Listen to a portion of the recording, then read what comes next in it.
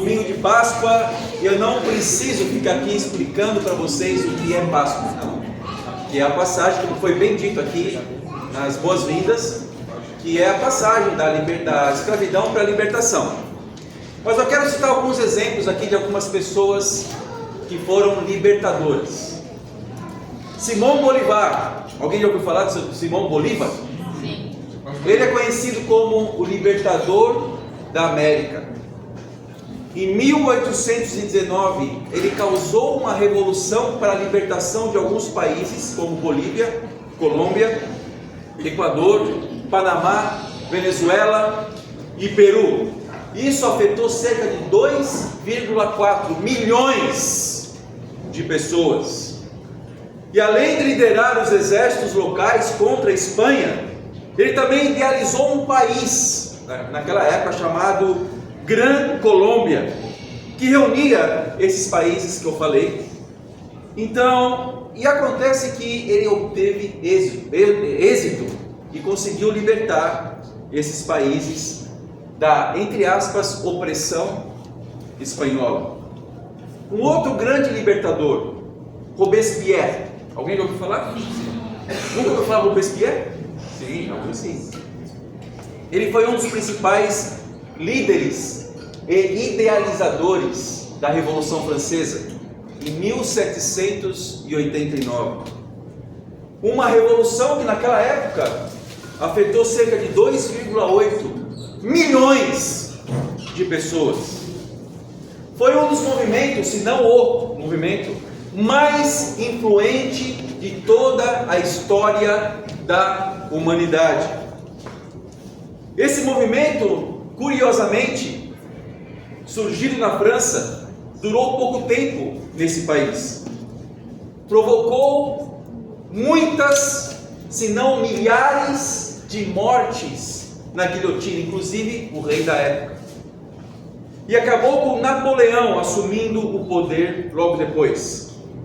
E esses ideais da Revolução Francesa permanecem até hoje: liberdade, igualdade, fraternidade. Mas veja bem, o primeiro qual que é? Liberdade. Então também foi um movimento para quê?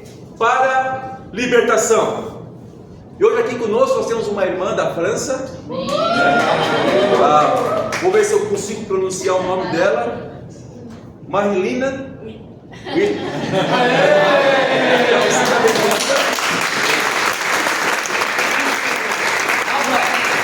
Ela não fala inglês, não fala espanhol, não fala português, fala somente francês. Tem 6 meses na fé. Seja bem-vinda,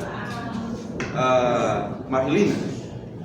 Também temos um outro grande idealizador que libertou, que provocou uma revolução em Cuba, chamado Fidel Castro, que viveu até pouco tempo atrás, onde em 1959 fez uma revolução que afetou cerca de 5,8 milhões de pessoas, começando esse ideal revolucionário com apenas 82 pessoas.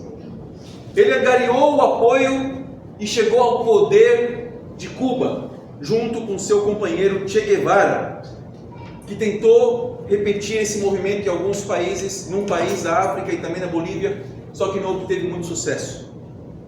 Outro grande libertador, George Washington, libertador e idealizador da independência americana. Quando? Em 1776.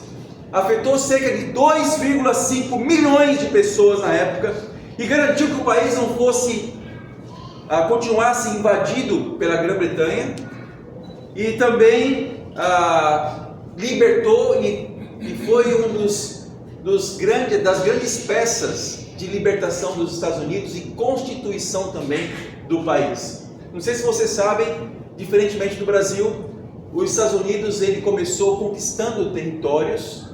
Ele não era uma entidade unitária, ele precisou ir expandindo ao longo do tempo. O Brasil não, quando conquistou sua independência, conquistou de todo o território, né? Essa é a diferença.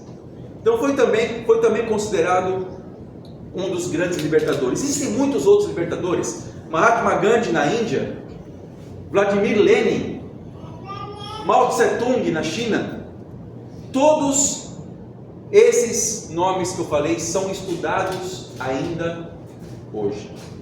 Agora eu quero falar para vocês o que eles têm em comum. Primeira coisa que eles têm em comum: eles tentaram libertar o povo de alguma opressão, quer seja capitalismo, socialismo, reinados, ditaduras, impérios, discriminação, ideologias, etc. Eles idealizavam uma realidade e achavam que a sua própria realidade conseguiria libertar o povo de alguma opressão nesse sentido. Eles conseguiram resultados significativamente positivos, que influenciaram toda a humanidade. Alguns desses ideais permanecem ainda hoje, onde? Nas universidades, na política, no estilo de vida de algumas pessoas, a forma que algumas pessoas se vestem até, nas condutas, etc. Eles lutaram contra pessoas, governos, autoridades, sistemas, crendo que o principal problema eles eram externos, situações que aconteciam ao seu redor, que não estavam de acordo com os seus próprios critérios de liberdade. Então essas pessoas, esses libertadores, acreditavam que o sistema estava ruim, que pessoas estavam ruins, e muitas vezes estavam mesmo. E eles idealizavam algum tipo de libertação. Mas outra coisa em comum que eles têm é que nenhum deles, conseguiu efetivamente libertar globalmente todas as pessoas, o mundo inteiro, de algum tipo de opressão. Ou seja, os problemas da humanidade ainda continuaram, quer abaixo desses, entre aspas, libertadores, ou no mundo inteiro, como homicídios, roubos, miséria, racismo, xenofobia, desigualdade, e está cada vez pior. Ontem mesmo estava vendo uma reportagem onde fala que o número de estupros no Brasil tem aumentado em vez de diminuído, apesar de toda a campanha que existe contra esse tipo de violência. O número de pessoas racistas tem aumentado, apesar de toda a campanha e todo o empenho contra isso. O mundo está cada vez pior. O mundo está numa ladeira abaixo. Apesar desses libertadores, nenhum deles conseguiu resolver efetivamente todo o problema de toda a humanidade. Mas existiu, e hoje é Páscoa, por isso que eu quero falar sobre isso, um libertador. Um libertador que esses libertadores que eu falei, nenhum deles deram a atenção devida. Nenhum deles se tornou discípulo desse libertador que eu vou falar para vocês. Nenhum. Esse libertador não lutou contra governos. Ele não lutou contra autoridades ou contra sistemas, como os anteriores lutaram. Ele não lutou contra aquilo que era exterior, que estava acontecendo ao seu redor. Ele lutou por uma liberdade que o indivíduo conquistaria se ele lutasse contra quem? Contra si mesmo, não contra pessoas que estavam ao seu redor. E ele teve a seguinte ideia, esse libertador. Ele teve a seguinte: se você lutar contra você mesmo, se você vencer suas lutas pessoais, você consegue transformar o mundo. Se você começa pelas pessoas que estão além de você, você não vai conseguir transformar, porque cada um de nós precisa de uma transformação completa interna, primeiramente. Verdade. Esse libertador é Jesus Cristo, amém? Amém? Ele não resolveu os problemas da humanidade. Ele não resolveu os problemas de reinados, ditaduras, impérios, discriminação, ideologia, fome, situação econômica. Ele não lutou contra a fome, apesar de ter alimentado muitas pessoas. Ele não lutou contra a ideologia, ainda de ter as suas próprias ideias de libertação. Ele não lutou contra a escravidão, ainda que ele libertasse muitas pessoas do pecado. Ele não lutou contra a discriminação, contra homicídios, não lutou diretamente contra isso, mas ele propôs uma luta, e você lutar internamente contra essas coisas. Sim. Esse libertador, ele lutou, trabalhou de uma forma inversa, dentro para fora, não de fora para dentro. Sim. Ele acredita que se você se transforma interiormente, você transforma o mundo inteiro. E essa libertação, irmãos, é mais difícil, mais dolorosa, exige mais coragem que qualquer outra que você possa conquistar. É muito mais difícil você lutar contra coisas internas do que externas. É muito fácil nós nos indignarmos com situações que acontecem ao nosso redor. Esse ônibus está muito cheio, a política está de uma forma insatisfatória para mim, a universidade está caindo aos pedaços, ninguém cuida da universidade, as pessoas do mundo estão cada vez pior. Não, é muito fácil exigirmos direitos, mas é muito difícil reconhecer erros. É muito difícil falarmos de nós mesmos, aquilo que nós precisamos mudar. E nenhum desses libertadores que eu falei anteriormente lutaram com coisas internas. Por isso que Jesus Cristo é o maior revolucionário de todos. Muito bom, irmão. Porque Ele nos ensina a lutar contra o pecado e nos oferece uma arma poderosa que se chama arrependimento. Verdade. É muito mais difícil se arrepender do que pegar em armas. Por quê? Porque a nossa luta não é contra o capitalismo, mas é contra o egoísmo que faz as pessoas pensarem mais em si mesmas e pisarem umas nas outras.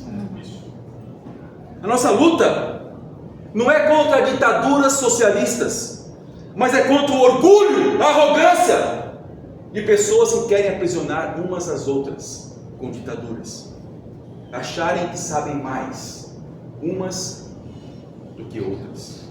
A nossa luta não é contra nações, países, Estados Unidos, China, Rússia, Ucrânia, Israel, Palestina. Nós não levantamos bandeiras aqui, quer seja de Israel ou da Palestina, porque a nossa luta não é contra nações, a nossa luta é contra o ódio, o rancor, a discórdia, a soberba, a raiva que começa no nosso coração. Sim. Dentro de cada um de nós. Se cada um de nós tomarmos decisões pessoais, o mundo não vai estar do jeito que está. É isso que Jesus veio propor. Ele é o maior revolucionário de todos. E é isso que a Páscoa representa. A Páscoa representa essa libertação da escravidão, do pecado. Tema da pregação de hoje: a Páscoa que não libertou o mundo, mas liberta você. Amém. Vamos começar com uma oração. Amém. Deus Pai, muito obrigado, Deus, por estarmos aqui e podermos celebrar algo muito maior do que os grandes feitos da humanidade, do que as grandes descobertas, ainda que sejam muito positivas.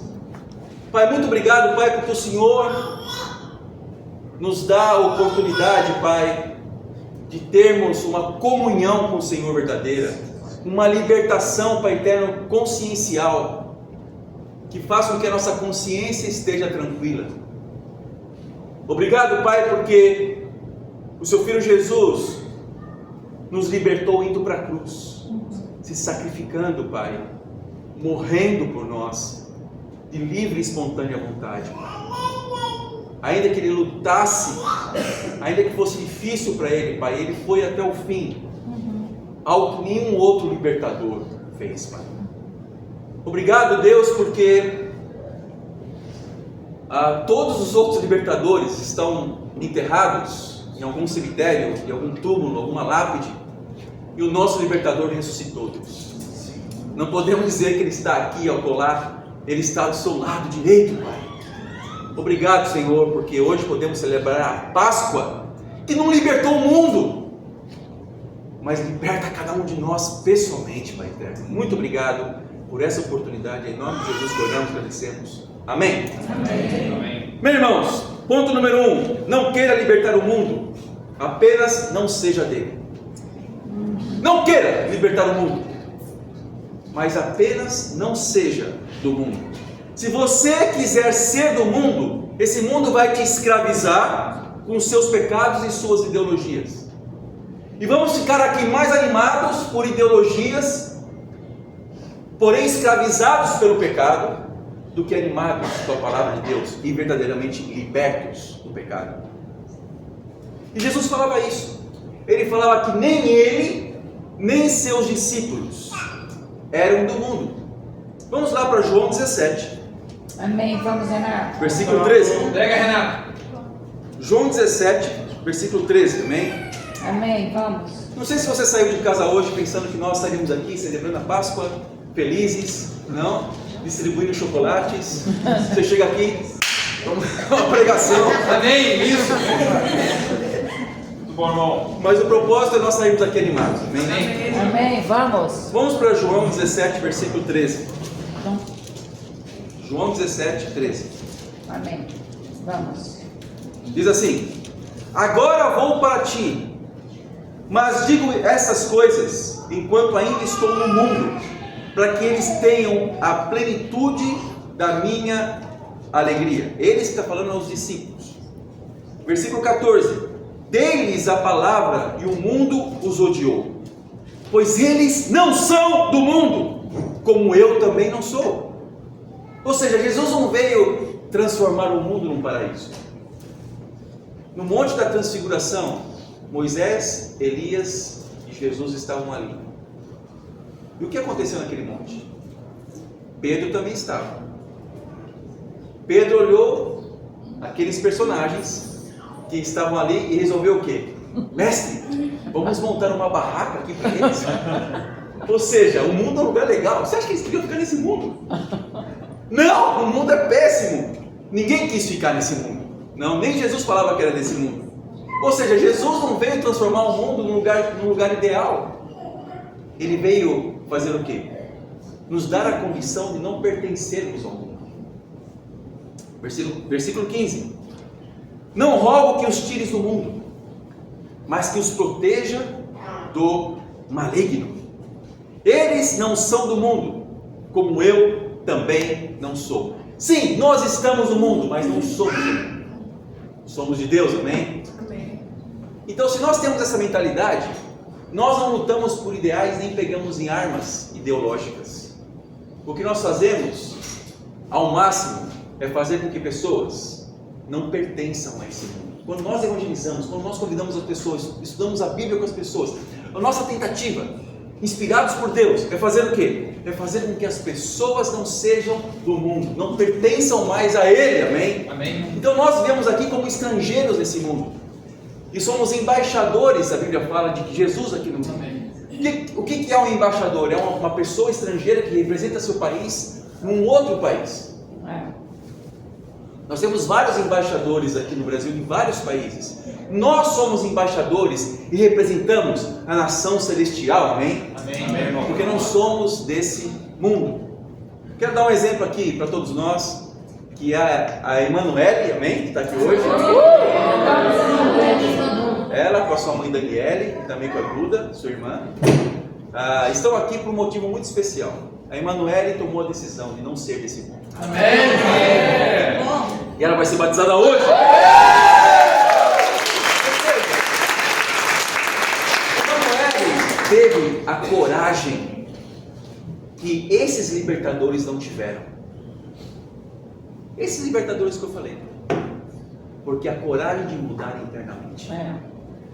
Não somente isso. Ela teve a coragem de ser humilde. Apesar de ninguém aqui é humilde, não, mas ela teve a coragem de buscar a humildade, olhar para os bons exemplos da irmã e da mãe, que são discípulas, ler a Bíblia, orar todos os dias e usar a arma do arrependimento. É a decisão que ela tomou. E isso exige muito mais coragem para admitir coisas do seu coração e poder mudar, amém? Verdade. Se os grandes libertadores do mundo, com suas magnânimas ideologias, fizessem isso, veríamos uma libertação real e verdadeira, global, de todas as mazelas do mundo, mas isso nunca vai acontecer. Porque a Bíblia também fala que o caminho é estreito, a porta é estreita, e poucas pessoas encontram esse caminho. Está na Bíblia. Por isso que o mundo é um caso perdido.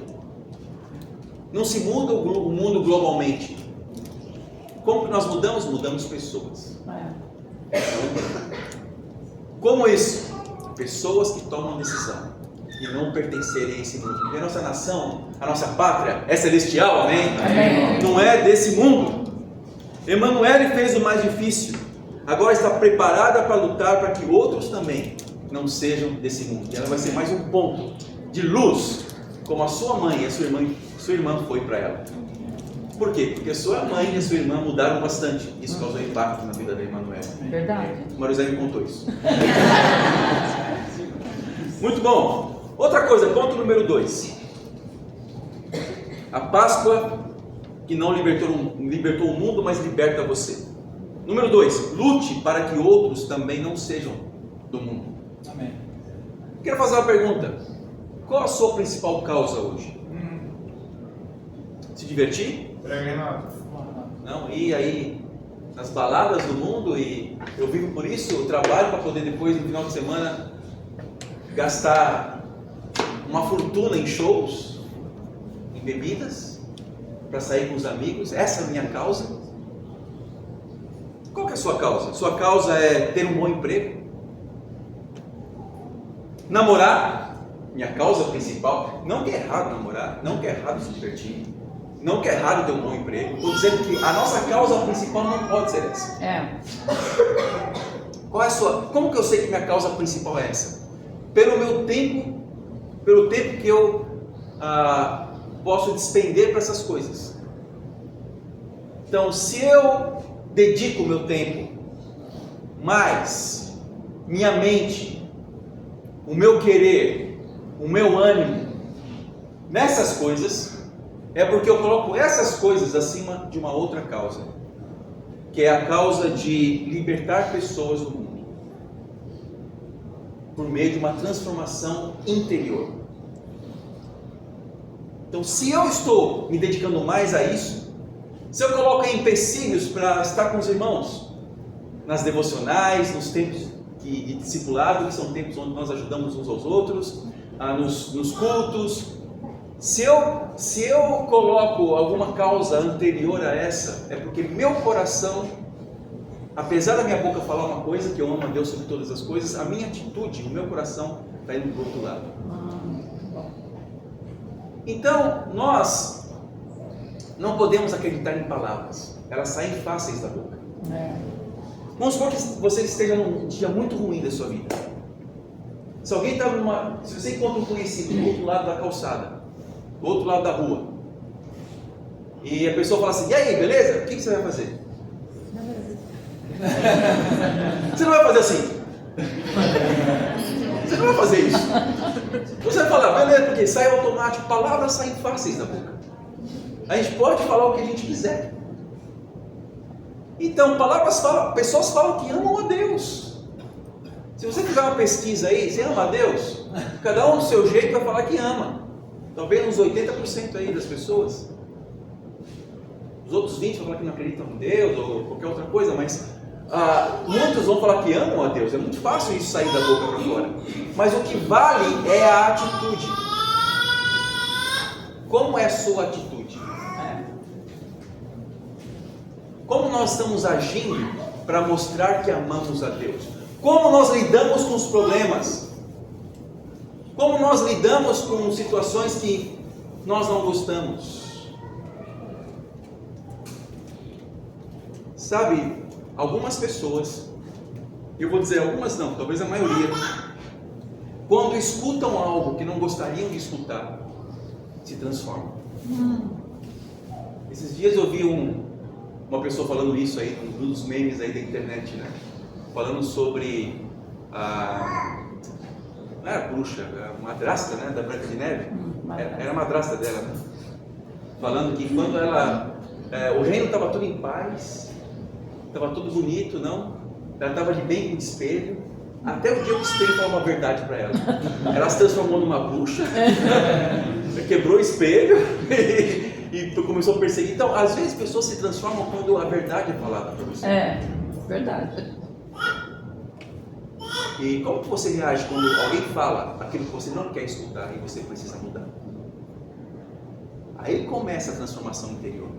Quando nós, mesmo lutando, mesmo com o coração pesado lá, não querendo escutar, nós nos curvamos diante da palavra de Deus. Por quê? Porque a palavra de Deus, ela fala mais alto do que a nossa própria palavra. Sim. Aqui está a verdade.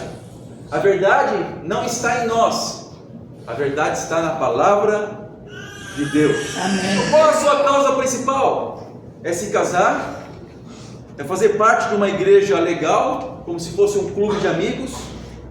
Resolver problemas da humanidade sem Cristo? Como você lida com isso? Você se sente injustiçado, e por se sentir injustiçada por alguma questão pessoal aí na sua vida, você começa a se revoltar e agir de uma forma terrível, em vez de se arrepender? Sabe, a Bíblia fala em Lucas 9, 24. Olha que interessante. Vamos, E ensina exatamente qual deve ser a nossa causa. Vamos, Renato. A Bíblia fala assim, Lucas 9, 24. Pois quem quiser salvar a sua vida, a perderá. Mas olha que interessante agora. Mas quem perder a sua vida por minha causa, este a salvará. Então a causa de Jesus faz com que nós percamos a vida por Ele. Então a causa de Jesus faz com que qualquer outra coisa que nós tenhamos não seja mais importante do que a própria causa de Jesus. E qual é a causa de Jesus? Mudar o mundo? Lutar contra as ideologias? Fazer do cristianismo apenas uma bandeira? Não. A principal causa de Jesus é transformar as pessoas interiormente, a começar por mim mesmo, pelo meu coração. Essa é a causa de Jesus. Se nós colocamos alguma coisa acima disso, algum interesse acima disso, alguma coisa está errada na nossa vida, e é o que vai nos trazer dores e sofrimento ainda mais. É verdade. Uma coisa é nós sofrermos por Deus, com Deus ao nosso lado, amém? Outra coisa é nós sofrermos sem Deus, porque com Deus ainda tem esperança, e o sofrimento ao lado de Deus é uma glória para Ele, porque nós sofremos por Ele. Agora, um sofrimento numa vida sem Deus não tem perspectiva, não existe uma luz no fim do túnel, não existe o porquê sofrer. Sofremos apenas pela consequência dos pecados, mas não temos esperança nenhuma. Então é muito bom quando nós temos Deus ao nosso lado e estamos de acordo com a causa de Jesus, amém? Amém. Então que a causa de Jesus seja a sua principal causa. Como isso é na prática? Na prática é o seguinte: quando você está no trabalho, você pensa assim: eu não estou aqui para ganhar dinheiro, para poder pagar o meu aluguel, como primeira causa. Eu estou aqui para fazer discípulos, porque Deus me colocou aqui, e a minha intenção é fazer discípulos de Jesus aonde quer que eu esteja. Número 2, talvez seja isso: subsistir, ter o que comer. Quando você está na universidade, você pensa assim: ah, legal, eu estou no curso que eu sonhei, que eu sempre quis na minha vida, agora aqui vai ser incrível. Não, primeira causa do que Deus colocou você lá. Tem pessoas, talvez na sua sala de aula, que precisam não pertencer a esse mundo. E Deus te colocou lá para fazer com que essas pessoas tomem uma decisão de estudar a Bíblia. Por isso que nós fazemos bate-papos nas universidades. Não é errado estudar, não é errado trabalhar, não. Mas essa não é a nossa causa principal, porque essas coisas são transitórias, são passageiras. A única coisa que fica eternamente é o que nós construímos no coração das pessoas. É verdade. É isso. Essa é a sua causa. Nós construímos algo eterno. ou algo transitório. Muito bom, Renato. Uma vez que nos arrependemos dos pecados, temos autoridade para fazer com que outras pessoas também se arrependam, porque é algo contagiante, é algo que ajuda outras pessoas. Se nós não nos arrependemos, não temos autoridade. Por quê? Porque é algo espiritual, não é algo carnal, não é algo humano.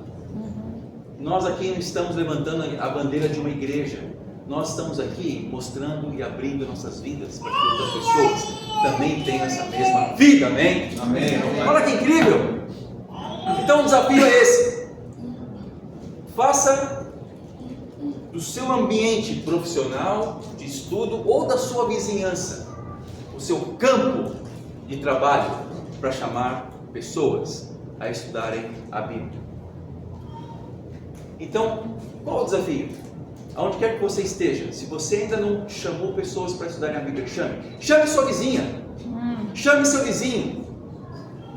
Foi muito bom esse desafio que nós tivemos para Devo de Casados. Eu comecei a contactar meus vizinhos ali do prédio e tem um vizinho especial que ele é da aeronáutica, que tomou a decisão de estar com a gente no devocional. Não? É muito bom, seja que as pessoas saibam quem você é. Ninguém aqui é um agente 007 secreto do cristianismo. Ninguém sabe quem eu sou. Não. Onde quer que eles estivessem, eles falavam, proclamavam Jesus Cristo. Eram até presos por causa de Jesus. Eram perseguidos. Não tenha medo da perseguição. Ela faz parte. É melhor ser perseguido pelas pessoas do mundo do que ser perseguido por Deus. Por quê? Porque quando nós somos perseguidos pelo mundo, é sinal de que nós estamos contra o mundo. Como Jesus fala, o mundo vai nos odiar, porque nós não pertencemos mais ao mundo. Então o desafio é esse, irmãos: faça uma revolução no seu trabalho, na sua escola, na sua vizinhança, com os seus familiares. Talvez alguns aqui vão visitar familiares hoje. Faça uma revolução. Ensine para eles o que realmente é a Páscoa. Quem é realmente o verdadeiro libertador dos nossos pecados, o libertador da humanidade, da minha humanidade, de mim mesmo. Assim nós vamos causar impacto verdadeiro onde quer que nós estejamos. Chame o máximo de pessoas para estudarem a Bíblia e se arrepender. Não há o que liberte mais do que isso.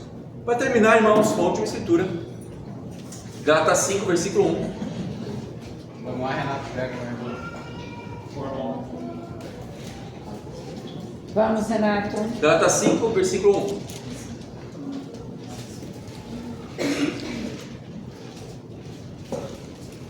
Diz assim: foi para a liberdade que Cristo nos libertou.